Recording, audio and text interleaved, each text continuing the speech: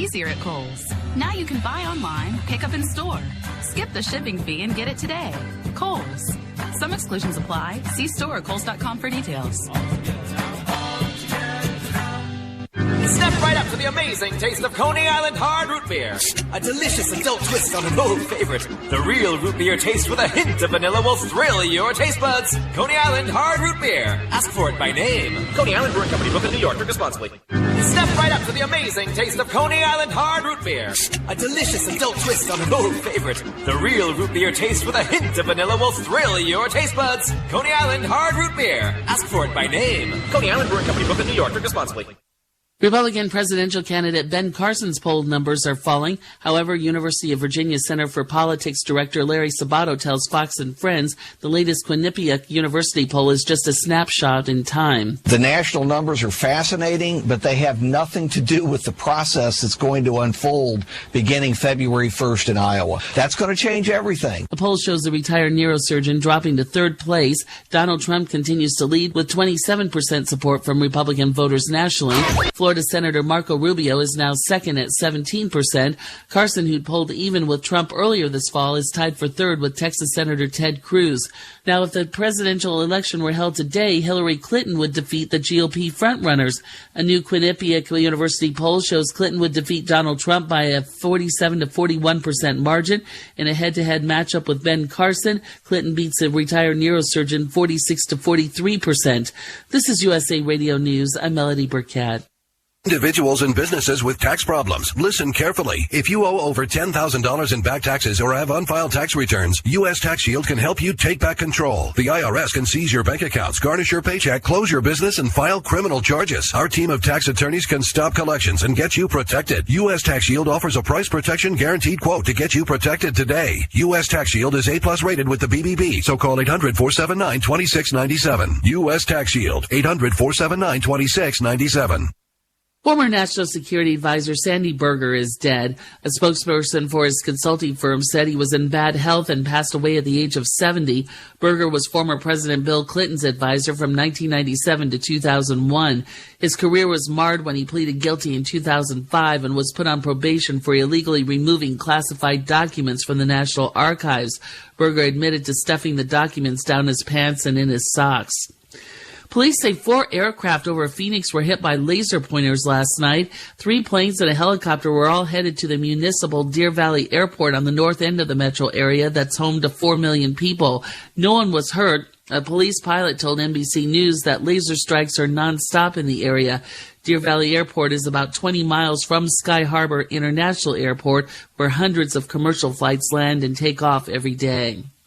Black Friday was a very big day for gun sales. More on that from USA's Tammy Rose. The FBI says more Americans had background checks conducted for gun purchases that day than on any other day on record. More than 185,000 requests were processed by the National Instant Criminal Background Check System on November 27th. That's 5% more than the previous Black Friday, and it broke the one-day record set on December 21st, 2012. I'm Tammy Rose. For breaking news, we're at westernjournalism.com. I'm Melody Burkett.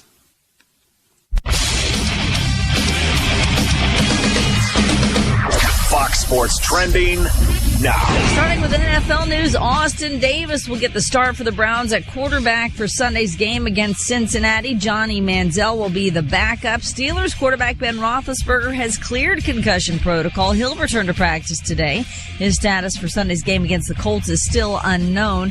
In college football news, no change from a week ago in the top 4 of this week's playoff rankings. Clemson still at number 1, followed by number 2 Alabama, Oklahoma, and Iowa, rounding out the 3rd and 4th spots. Michigan State is number 5, Ohio State at number 6. South Florida Sun-Sentinel broke the news that Georgia head football coach Mark Richt, no longer with Georgia, has interviewed with his alma mater, the University of Miami, for their head coaching vacancy. Meanwhile, Georgia will reportedly hire Alabama defensive coordinator Kirby Smart as their next head football coach. I'm Deb Carson. We are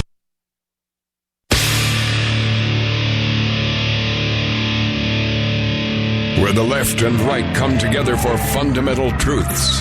AD on the radio. Do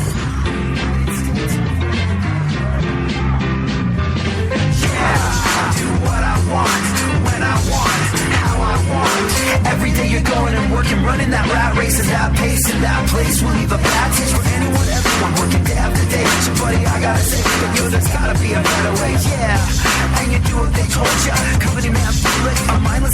closer. How can you live like that and maintain your composure? Before it's begun, your life's already freaking over. Yeah, I do what I want. I'm joined in the studio today by Millhouse the puppy.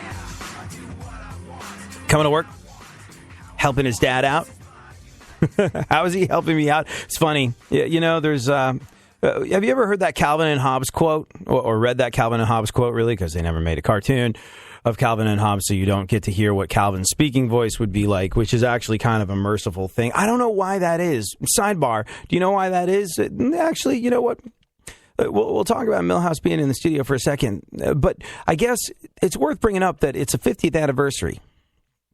It is the 50th anniversary of Charlie Brown.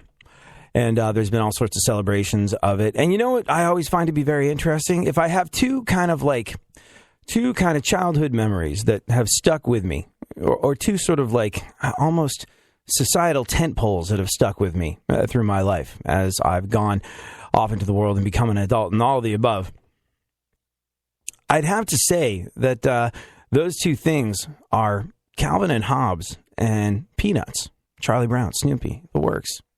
I mean, there's just something about both of those things that I find to be incredibly pure and awesome. And first and foremost, Calvin and Hobbes, freaking hilarious.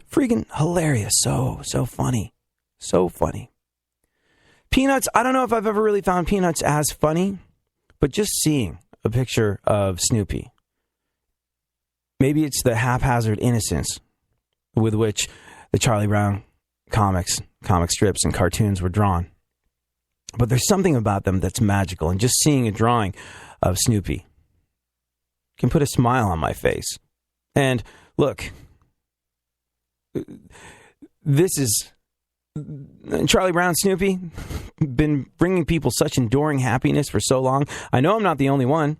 I know I am not the only one who smiles every single time they just see a picture of Snoopy. It comes down to really their ability to make you feel good. Things that make you feel good, they're going to be around for a long time. They're going to be around for a long time. And both Calvin and Hobbes and Charlie Brown and Snoopy have done that for me as I grew up. And you know what? You know what's very, very interesting?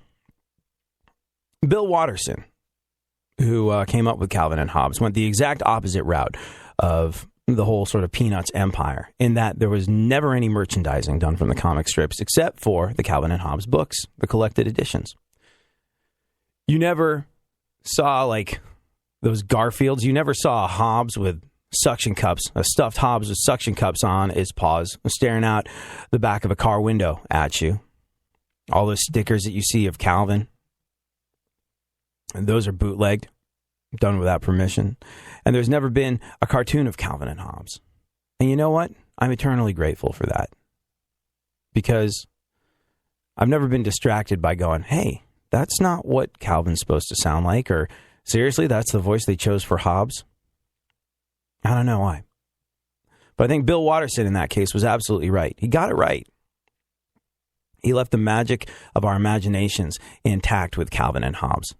And that's so important. And I think that's one of the reasons why Calvin and Hobbes endures today, why people that grew up reading Calvin and Hobbes are now insisting that their kids read Calvin and Hobbes. But with Charlie Brown and Snoopy, I don't know. It's a weird thing. Snoopy has these long inner monologues that in the cartoons absolutely went away because he didn't have a voice. And somehow that worked out to be all right.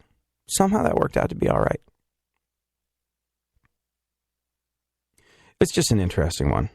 Because on the other end of the sliding scale of merchandising and stuff like that, there's Snoopy everything. There's the Peanuts 3D movie that just came out, was enormously successful, and, you know, Snoopy is now trying to sell you MetLife insurance. I'm not so keen on that one, but, you know, hey, it's their right to do what they want with something that they've created. And as much as it might be kind of like disappointing when Snoopy tries to sell you insurance, it's kind of like someone getting to know you for years and years and years, and then they go, hey, do you have a policy on your life? What will you do in the eventuality of you passing away? And you're like, oh, has this been what this is about all along?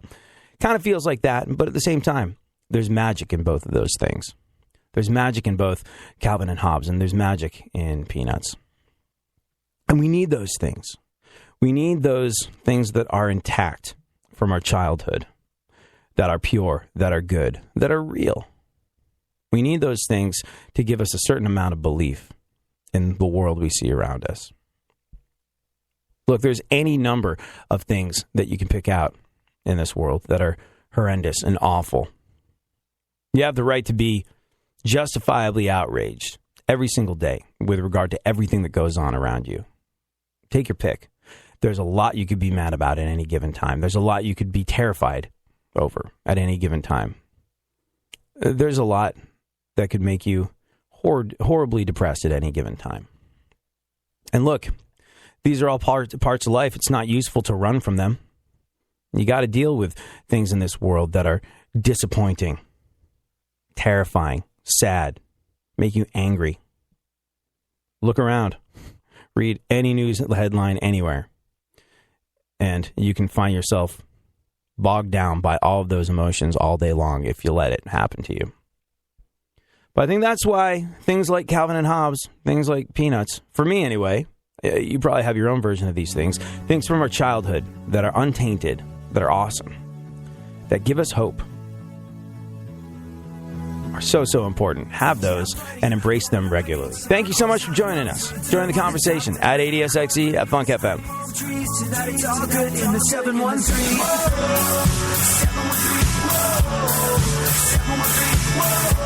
The Rolling Stones. The Rolling Stones formed in London in 1962. The first lineup consisted of Brian Jones on guitar and harmonica, Ian Stewart on piano, Mick Jagger on lead vocals and harmonica, Keith Richards on guitar and backing vocals, Bill Wyman on bass, and Charlie Watts on drums.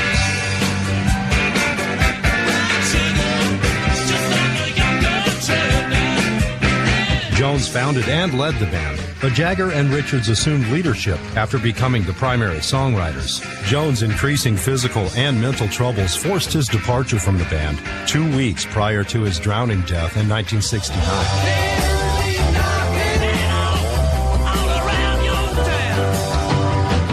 Since Wyman retired in 1993, the full band members have been Jagger, Richards, Watts, and guitarist Ronnie Wood, who joined in 1975, replacing Mick Taylor.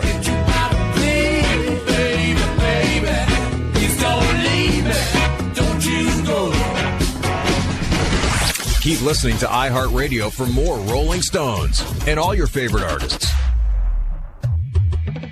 iHeartRadio goes one-on-one with Mike Rutherford to discuss that even though there were generational difficulties, his father was always quite supportive. You know, you've got to understand, I'm sure it's the same over here, but in the UK, in England, you know, that generational change from my father's era to my era, you know, he was the English Empire days, 2 world wars. It was hard to communicate. There was a big divide between us.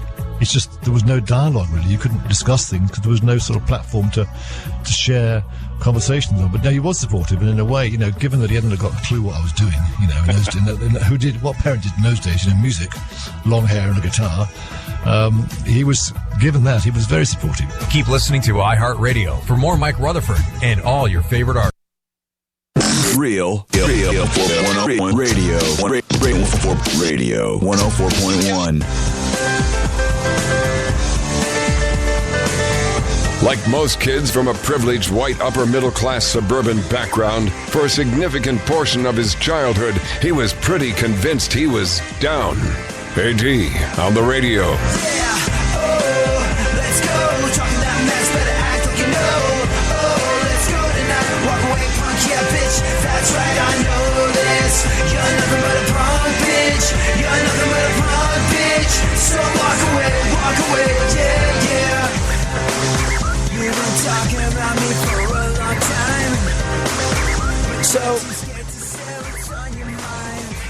So how did we start talking about Calvin and Hobbes? Funkhauser? I mentioned that I brought Milhouse the puppy to work. Right? Right. And then I said, oh, yeah, that's... yeah. So I bring Milhouse the puppy to work, and on my way into the studio, there's sort of like the studio door. Well, the doors into the building are glass, and if you come in the back way, like I do, to get into the studio every single morning, they're glass doors, and you got to kind of open them up and struggle with them and use your little key fob to get in the building. Well, so got Millhouse Puppy with me today. He is keeping us company in the studio, helping make radio magic.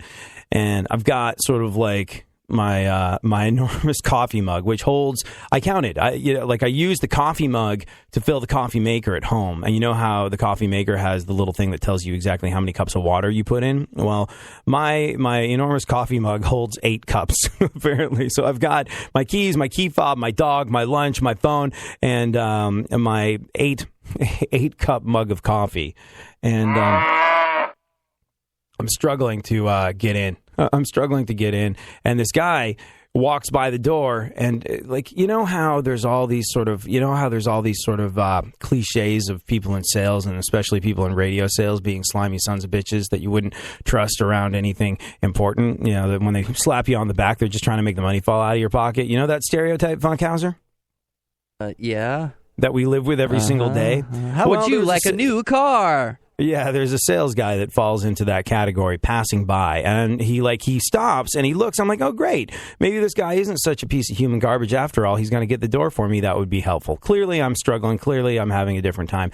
Nope. Stops. Waits for me to get in. Waits for me to get in.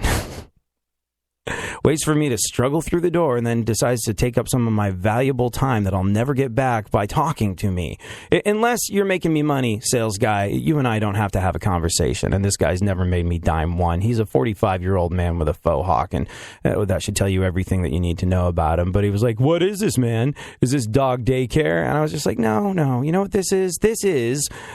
This is me bringing my dog in because he puts a buffer between people like you and people like me. And trust me, you want that buffer between us right now.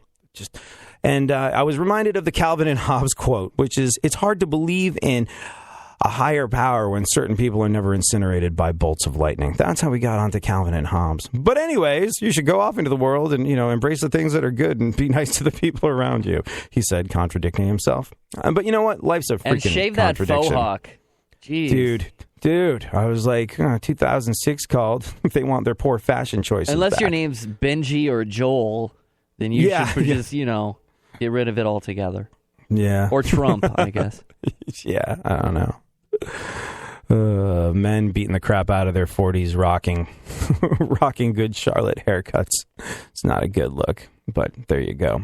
We make of this what we will, and we understand that the world, like I said, is full of things that can make you justifiably outraged, and some more than others. What's the title of today's show, Funkhauser? I should really know that. The Holiday Party, Who Cares? That's right, the Holiday Party, Who Cares? And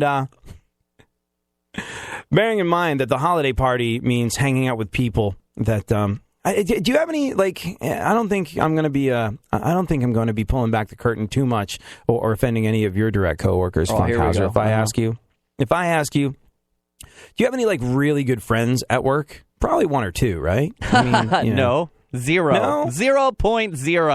Zero. What about homeboy that filled in on the show the other week who works down the hall? He's cool. He's cool. See? All right. Okay, one. Okay.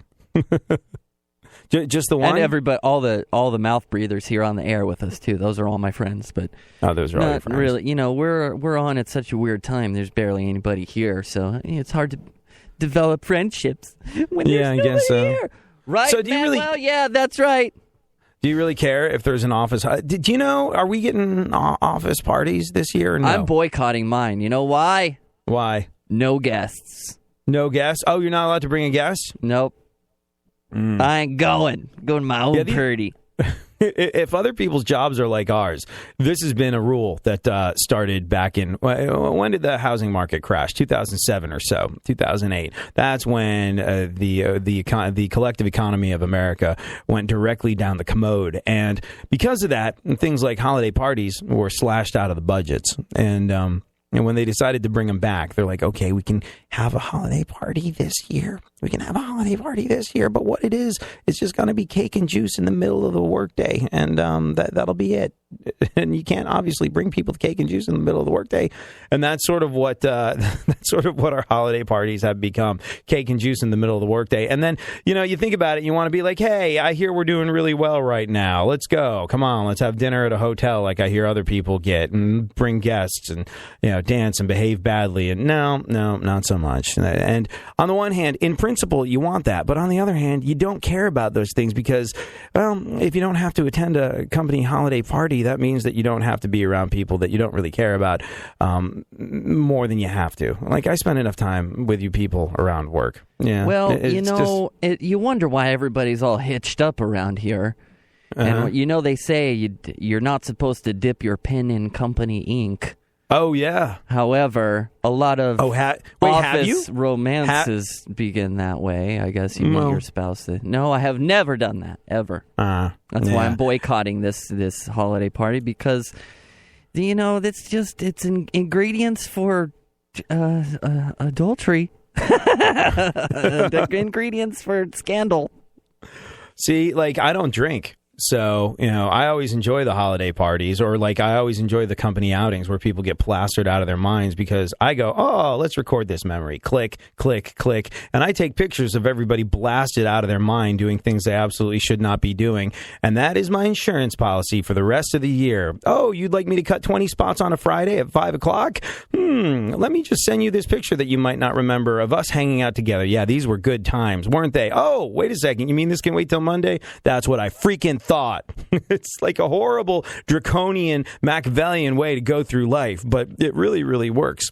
So, I guess that could be the upside of having holiday parties. But we'll talk about holiday parties and whether or not people care about them. Look, technically speaking, all the things that happen at a holiday party, you can fax your butt cheeks to the competition on any given day of the year. You don't have to wait until people are breaking out the bubbly and standing under the mistletoe to do that. So, there you go.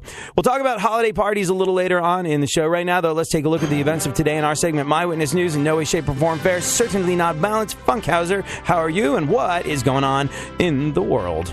Yes, I got to go to a concert tonight. It's far. It's on the west side here in Los Angeles, and you know how we have bad traffic and everything, and too many people. Yeah. Anytime you have to go to the west side, it's basically like packing for the day. So I'm sort of dreading having to go all the way down there, but. That's my evening plans. Going to see some country guy. Yahoo! Bow, bow, bow. Is this for work or because you're sort of I said I would interview him. So who is it? I haven't done my homework yet on it. So some guy with a hat that sold 5 million records. It means nothing to you. You're darn right. That's exactly. What's very interesting about country music, and there's people don't realize this, but there's an incredible parallel between country music, metal music, and rap music, and that parallel is, by the time a Funkhauser knows who you are in the world of country music or metal music, you're a household name.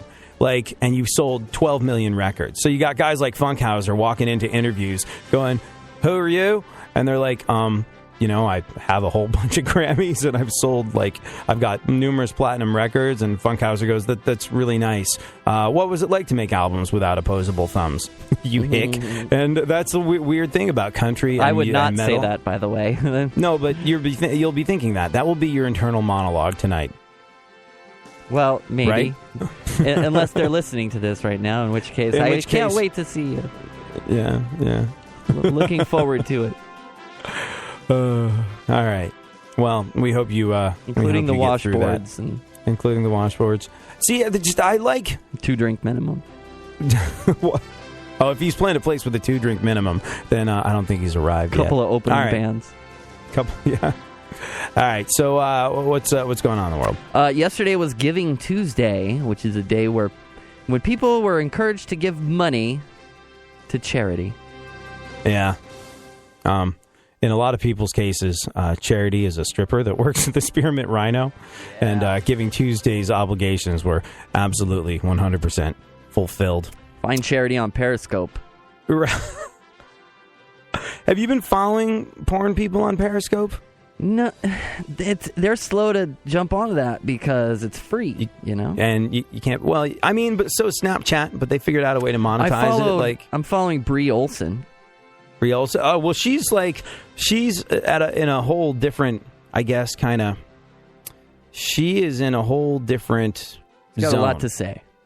At the moment, I guess, really, when you think about it. Only because, well, she was the one that slept with Charlie Sheen.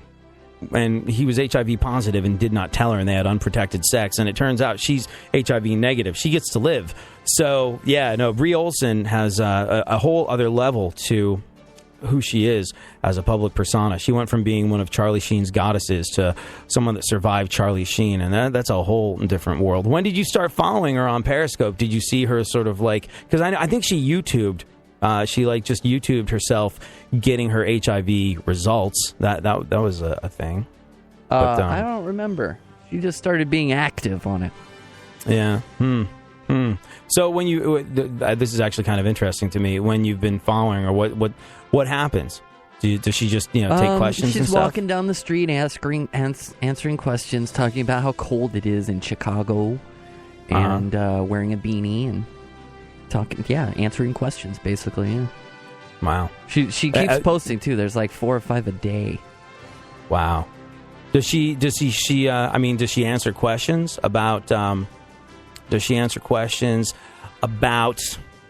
being sort of like found to be HIV negative, and does she talk about that? Because that's actually kind of fascinating stuff. I wasn't really listening to her when she was talking. I was just kind of watching it because you can skim. Periscope lets you skim now when they're not live. God, yeah. I noticed that you can fast forward through it because it used to be like if you watch something after the fact. Because like they only stay up for a day or two or maybe just a day, right? Like when you Periscope, you can choose to have it archived or not. And if you have it archived, it only lasts for a day, right? Yeah, I think so. I'm not sure. That's probably where they're going to start charging people money. I would imagine. Hey, if you want to be able to save all your Periscopes in perpetuity for, like $10 a month, you get, X number of gigs of storage space on our server. I bet that's how they start monetizing it. That would be my guess. We shall see. Yeah. Well, it's interesting. But yeah, yesterday, Giving Tuesday, a day when people were encouraged to give money to charity. And a lot of people I know, like I said, did that to a stripper called Charity at the Spearmint Rhino. Go on. Outside Christmas lights on your house could affect your Wi-Fi. Oh. So, like, you could lose your internet connection because of the outdoor Christmas lights that you are putting up this time of year, it being the both holly and or jolly season. Yeah. You can read more about this in the latest issue of Stuff Lazy Husbands Want Their Wives to Believe Monthly. No, I don't want to interrupt your Wi-Fi. We get our TV off of that. Wouldn't want to interrupt you when you're watching your stories. That's much better than me going outdoors, risking life and limb on an icy ladder at high heights and nailing things to the house that I then have to take down later. Have you ever done that? Have you ever sort of like fully decked out your house in Christmas lights? You're darn right, every year. Yeah, on the outdoors? On the outdoors, on the indoors. Yeah, Santa throws up all over my place. Really? Mm-hmm. Yeah, there's only one season every year. You might as well jump into it, right? I don't do that. Ho, freaking ho! Yeah, I decorate on the inside, not the outside, because then you just have to be diligent about taking them down. Because when did you last take down your Christmas lights? What's the latest you ever left it? They don't come down.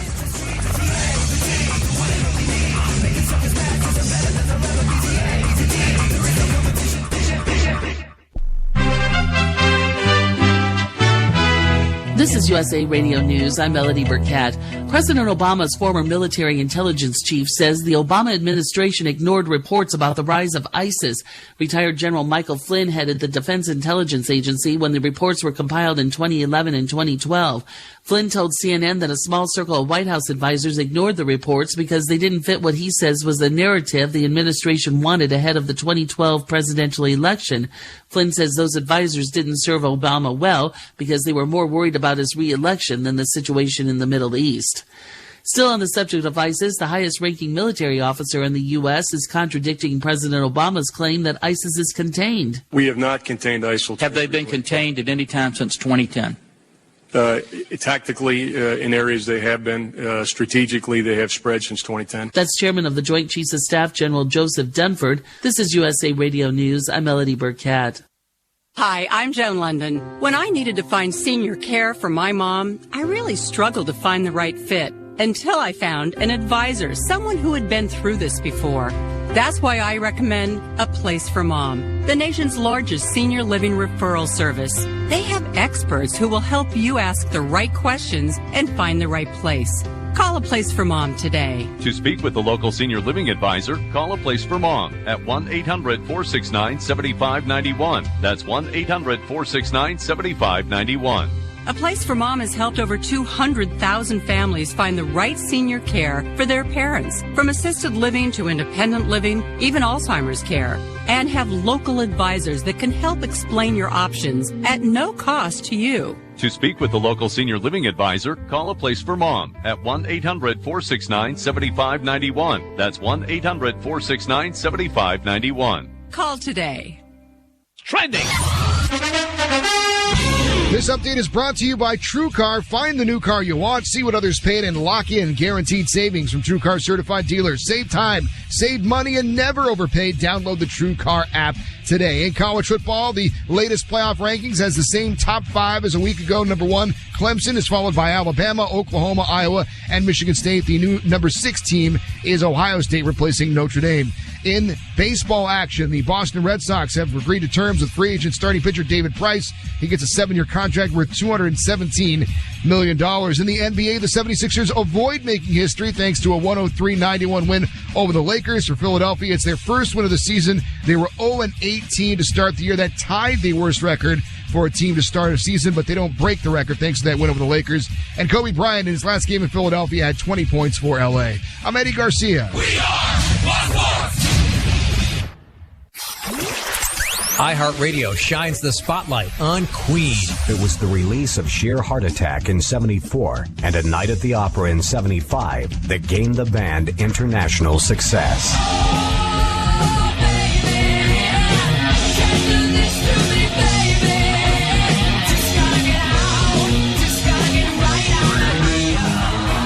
Bohemian Rhapsody stayed at number 1 in the UK singles chart for 9 weeks. It charted at number 1 in several other territories and gave the band their first top 10 hit on the US Billboard Hot 100. Their 1977 album, News of the World, contained 2 of rock's most recognizable anthems, We Will Rock You and We Are the Champions. We are the champions. We are the champions. Room time for losers, 'cause we are the champions. Keep listening to iHeartRadio for more Queen coming up. Fire up your DVR. It's time for your TV tip-off. Thursday, it's a special live presentation of The Wiz, based on the 1975 musical and the original book and movie versions of The Wizard of Oz. Queen Latifah, David Alan Grier, and Amber Riley star, and you can see it Thursday at 8/7 Central on NBC. Also on Thursday, country music celebrates the holidays with a CMA Country Christmas, hosted by Jennifer Nettles, with performers including Martina McBride, Leanne Rimes, David Nail, and Darius Rucker at 9/8 Central on ABC. Sunday night, the Grammys celebrate what would have been Frank Sinatra's 100th birthday with Sinatra 100, an all-star Grammy concert. The all-star lineup of performers includes Tony Bennett, Garth Brooks, John Legend, Adam Levine, Carrie Underwood, Harry Connick Jr., and Lady Gaga. And it's on Sunday at 9/8 Central on CBS. And that's your TV tip-off on iHeartRadio.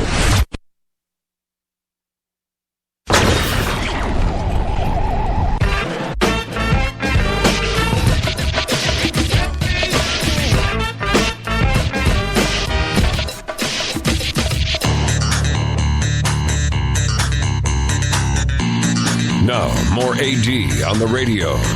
Back once again, the ill behavior, delivering and giving you a musical savior. Back once again, it's your boy AD, and can't nobody rock a party better than me. Back once again, the ill behavior, delivering and giving you a musical savior. Back once again, it's your boy AD, and can't nobody rock a party better than me. So this is somewhat awesome. A reporter in California was doing like these live news reports from a mall. Like, here we are at the mall where people are shopping. I saw this. Yeah, and some guy walked by and yelled an obscenity. You're in California. You didn't see this happen like live on the air, did you? No, it's out in the desert, so it's a little too far for me. But all right. So the reporter had a bit of a classic comeback. Very happy Turkey Day to everybody out there. Majority of people over here at the Westfield Mall actually working off all those calories that they consumed having turkey. Right in the oh, that's exactly what I did to your mother, buddy. Real classy, real classy. Why don't we just go to the story? Hey, Funkhauser, can we take this part and can we take this part and get an audio bit and use it in perpetuity? This part right here. Real classy. Why don't we just go to the story? I think that's something we need in our little library of sound bites from here on in. What I did to your mother last night, buddy. Yeah. You know, it's so funny. The internet said he was savage, and he had to look up what that meant. Yeah. He's like, oh, that's a good thing. Good. Great. Yeah. I mean, like, here's the thing. I made my living off of, like, Yo Mama jokes. I used to, like, my entire career of being a night guy in rock radio used to involve boobs and fart jokes and making fun of your mom. That was pretty much it. And let me tell you, ratings juggernaut for years. Like, did really, really well. And then when I got promoted to different day parts, people were like, I think we need to evolve past those things. I'm like, I'm sorry. Does a constant string of number ones, like, put a hitch in your giddy up? Are you mad at the results? Like, you just enjoy the results. Don't bother your pretty little head about how I get them.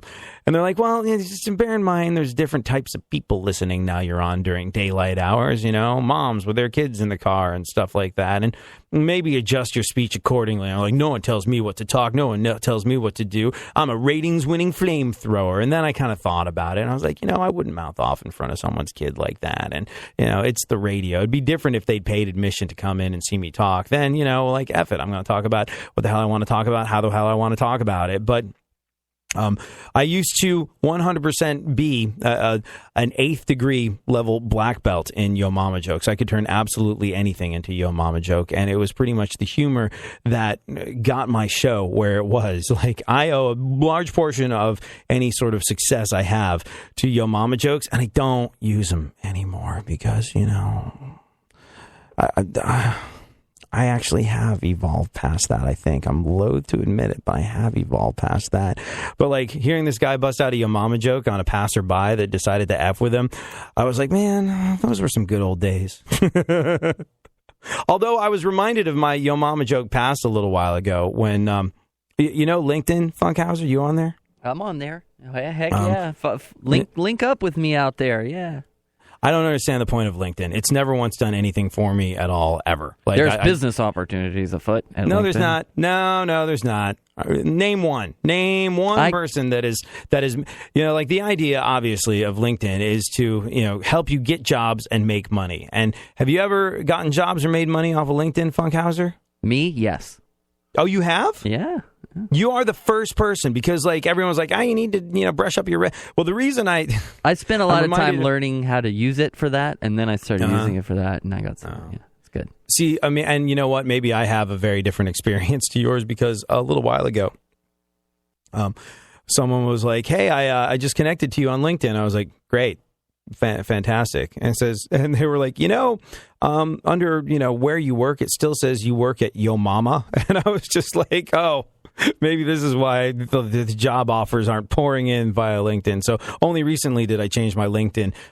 Did I change my profession on LinkedIn from working at Yo Mama to professional broadcaster. So that might be why it never did me any good. But you actually got work. You made money off of your LinkedIn page. Yeah. It led to something that put cash in your pocket that you could then go and pay bills with. That's a very different experience to anyone I've ever talked about. Yeah. Wow. I'm weird, though, you know. I do computer stuff, so. Yeah, that's well, yeah, good for you. Thanks. I could use some money for the holidays. Maybe Funkhauser can teach me how to make cash off of LinkedIn a little later on. Come and look at my pictures on LinkedIn, big boy. Is that how you did it? Because, like, that's my best idea. Like, if I put a fake LinkedIn, it's like 8 reasons to join LinkedIn today. 8 signs that you know that you need to be on LinkedIn. Yeah. 8 reasons, 12. That's what it's all about there. A bunch of lists. Oh, so you write the lists and people give you money? Yeah, you can be an influencer on LinkedIn. I don't do it, but I have friends that do it. Yeah, you start writing blogs there, and business best practice says like the last few years the trend. The only thing people read is when they're lists. So then everybody went to LinkedIn with lists like 8 reasons why you should be an entrepreneur and 12 reasons why you should get kids out of school and. All right, so this brings up a very good point. Like, who are the people writing these blogs about, like, business best practices, Funkhauser? If you are writing a blog about business best practices on LinkedIn, you know what you have? What? Plenty of time on your hands. Why? Because you're not successful in your chosen field. You shouldn't be taking, like, Funkhauser, you haven't written any of these lists, right? No. Okay, cool. Let's slam the people that were talking about them. This is why, man, and I go back to this over and over and over again. Know your own heart and your own mind. There's so much information out there, so much contradictory information out there. And a lot of the times, if it's in an article and you see that it's, you don't get to really sort of inspect the point from which your advice is coming. Like, if you're going to take advice from someone, business advice from someone, vet them. Make sure they know what the hell they're talking about, because these people that are writing lists about business best practices online have all this time on their hands. Why? Because they're not doing that well in their chosen career. Well, I'm unemployed right now. Let's write a whole bunch of best practices. You don't want to be getting your advice from someone that hasn't landed a job in the last 9 months. So be very careful about what you take seriously outside of you. If you're going to get advice from someone, seek it out with great caution. It's like there's all these radio message boards about, like, I think this, and, this is the best way to engage your listeners. And then you kind of, like, dig a little deeper, and you're like, you're in 12th place in Topeka, Kansas. You are not a good influence on my life. You need to ignore a lot of the stuff that's out there and just trust what's in your heart and freaking mind. Now, a year in rock spotlight, 1974.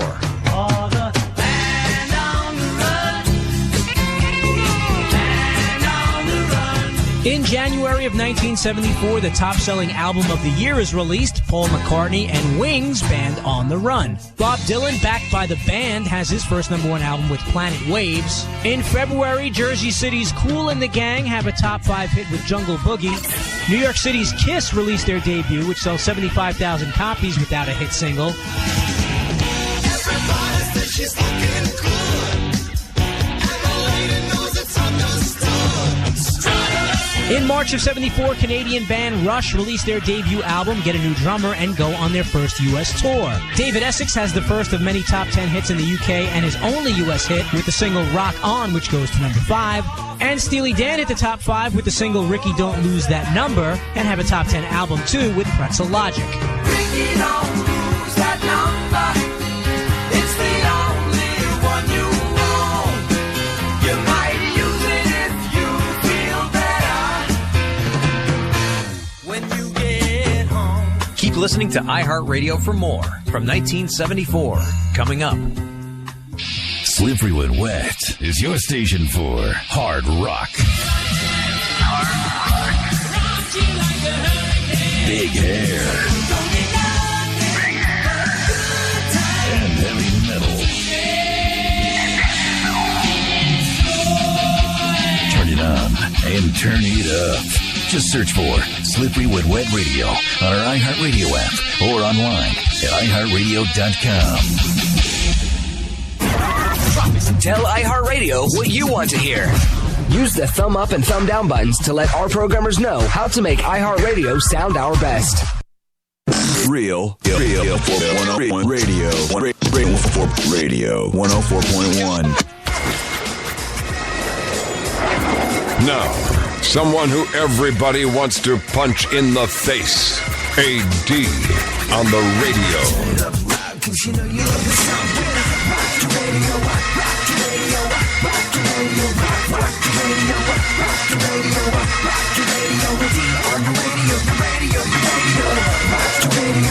All right, Funkhauser, let's roll through what remains of the news before we get into today's big heavyweight meaty topic.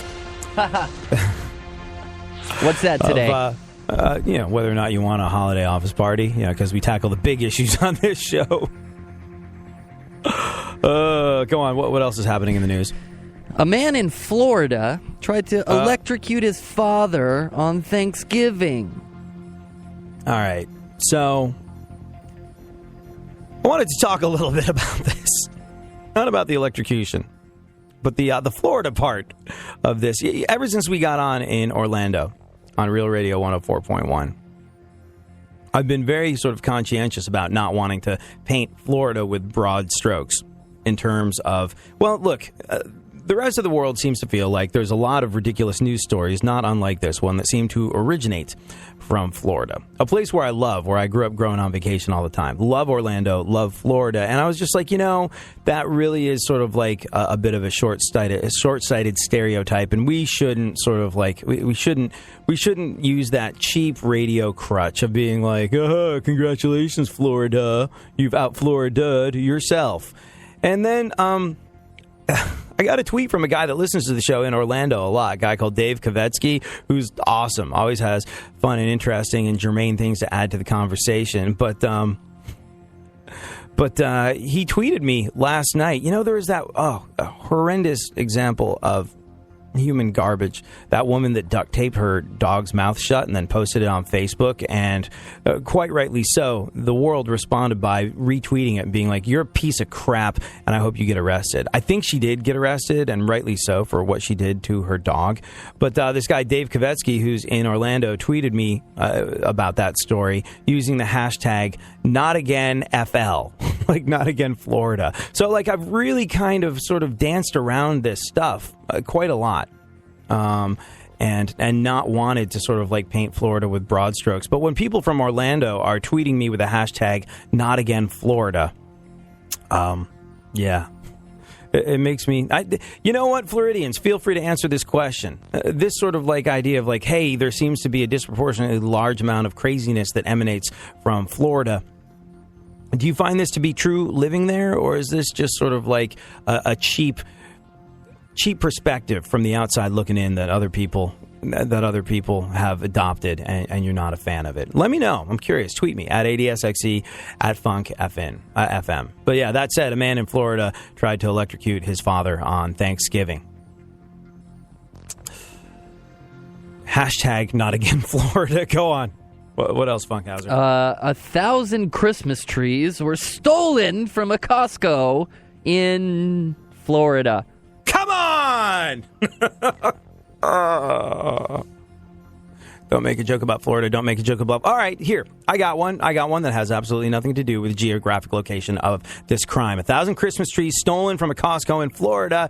Usually when someone's that desperate for wood, they take Viagra. See what I did there? Skated around the whole obvious gag window. Did not pick the low-hanging comedic fruit. Why? Because we're better than that. We're not really better than that. Go on. Bill Gates will launch a $1 billion clean energy fund. Yeah.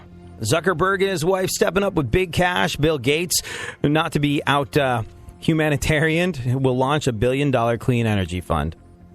And, well, if Bill Gates is behind it, we can expect it to be a success, since the clean energy fund is not my computer. That thing is so it's way out. Is that what comes with Windows 10? I don't know. Funkhauser's like, hey, really, we should be doing this. There's no reason for you to come into the studio anymore. All the best guys do this out of their house. You making me drive in. Making Funkhauser drive to a place of business and do a job. Oh, how cruelly I mistreat people. And then, I would like to do, I would love to work from home in my PJs. That sounds like good times to me. But my PC... locks up entirely too much for me to feel comfortable. Your PC live is not politically correct. Yeah, no, my PC is so far from being politically correct. And one of the reasons I have I've not chosen to have it fixed is because a lot of the content on the hard drive not politically correct, and I don't know what's in there and what's not. And it's nothing illegal, of course, but it's nothing that I necessarily, it's weird. It's like being on the radio is a weird thing, because it's sort of like it's not like being I want to choose my words very carefully, because whenever I hear a radio person say, I've got fans, no, you don't. You have listeners. You have people that are good enough to make your little show a part of their day, and you should crawl down and crawl over barbed wire and broken glass and other things that hurt in order to fix your lips to their butt and thank them for making your little show, your little piece of mindless nothing on the radio, a part of their day. That's how I feel about a radio personality's place in the world. We don't have fans, we have listeners. And now, because of the way digital media works, we have contributors to our show. We get folks like Lisa and Dave Kavetsky and Maggie Shelton and Roy Shelton tweeting us, basically doing a lot of the heavy lifting of radio, of getting the show ready and contributing on a regular basis. And for that, we are eternally grateful. So I want to be careful how I phrase this. But a lot of time for work, there's some pretty out there stuff on my hard drive. You know, just we talk about weird things on the air. We have pictures of weird things, and I don't like taking my computer in to get service because, look, it's not like Funkhauser and I are celebrities, but a lot of people are listening. A lot of people are listening, and because of blogging becoming what it is in the world of radio these days, where there's tremendous amounts of pressure to generate web clicks and stuff like that by creating compelling content and taking people to a blog where there's pictures of you on it, everybody knows who the hell you are. Like, you know, you go to the grocery store, people are like, you suck, play more Metallica. You know, like other people get, I'm a big fan of your work. What did it feel like to win the 15th Oscar? I get, you suck, play more Metallica. Because recognizable enough, but not big enough of a deal for people to have that sort of like, ooh, maybe I shouldn't go up and talk to him. It's this weird thing where people kind of feel like you're a part of their public property, and that makes it okay okay for them to come up to you while you're in the produce section and bitch at you because you're not playing enough deep cuts from Ride the Lightning. So it's a weird place we find ourselves in radio, and that's why I don't like taking my computer in to be serviced, because there's a bunch of stuff on there that there's nothing illegal, there's nothing embarrassing, there's nothing, it's just weird stuff. Like, too many pictures of Caitlyn Jenner? Yeah, stuff like that. You know, it's just like every time I do a blog about Caitlyn Jenner, I got to find a different picture, and I got to find a picture that's, I got to do some research and make sure that it's taken by the folks over at Getty Images, who we have our licensing deal with, so we don't get sued for using the wrong picture and all this stuff. And yes, that's a very good way of describing it. There's a ton of pictures of Caitlyn Jenner and all of Caitlyn Jenner's daughters and stepdaughters' butts on my computer, and like, there's a very good chance you could go through my hard drive and have a skewed view of what it is I'm into. It's like, oh, he's a big fan of Caitlyn Jenner, and I don't need that. I don't need people thinking that, because, like, you know, like when I brought my when I brought my phone in, to be looked at, there was I can't even remember what it was, but it was some sort of like cache of like it was a folder with like. I think I'd labeled it tons of bouncing boobs because, you know, for a while there was this pressure on me, thanks to the listeners at the Buzz in Houston, to come up with Friday slow motion bouncing boobs. It became this thing that they looked forward to. I did it once, and I was like, yeah, you worked hard. It's Friday. I can't find anything else, so here's some slow motion bouncing boobs. And then people started demanding the slow motion bouncing boobs, and then girls started sending me slow motion bouncing boobs, and I posted them. It just became this big thing where, like, if I didn't have slow motion bouncing boobs on a Friday, people screamed bloody murder. So I just walked away from it. I was like, you know what, this is fun for a second, and then it became this thing. And also, I don't want to be known as the slow motion bouncing boobs guy. But I did have a massive folder on my phone of slow motion bouncing boobs, and I remember taking my phone in to get worked on, and he was like, is this thing that's labeled slow motion bouncing boobs? And he wouldn't even say it. He was like, this folder here, is this supposed to be here? And I was like, yeah, that's mine. And he was like, I was like, I work in media. I have to, okay.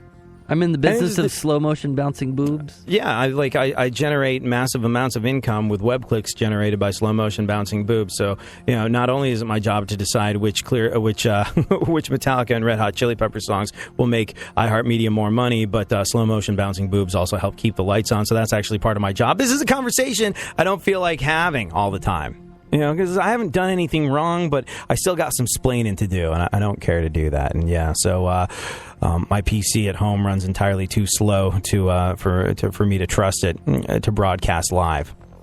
which means Funkhauser still has to get up, put on pants, and come into work. Sorry, Funkhauser. Well, sometimes take I it put up on pants. Yeah. Take it up with take it up with Bill Gates. And yet another occasion where I'm pretty stoked that we broadcast from different rooms. All right, then. Although, here's the thing, Funkhauser and I, and eventually we will get there to the point where we're broadcasting live out of our respective homes. We won't come into work. We won't have that kind of job. We'll just be, hanging out around the house talking. And I guarantee you we'll both be doing pants-free radio. If it comes to doing radio from the house, I don't think Funkhauser and I will ever put on pants. Although, I'm repressed in English and self-conscious enough to feel like sometimes if I'm not wearing pants and someone calls me and if I'm going to be on the phone having a conversation, I'm putting pants on. A phone call? I'm English. I can feel self-conscious alone in the dark in my own home underneath the covers at night. I can just fluff the blankets a little bit, catch a glimpse, and be like, ugh, nobody wants to see that, including me. Time to put on my PJs. It's a weird way to go through life, Funkhauser, but yeah, pants make me secure.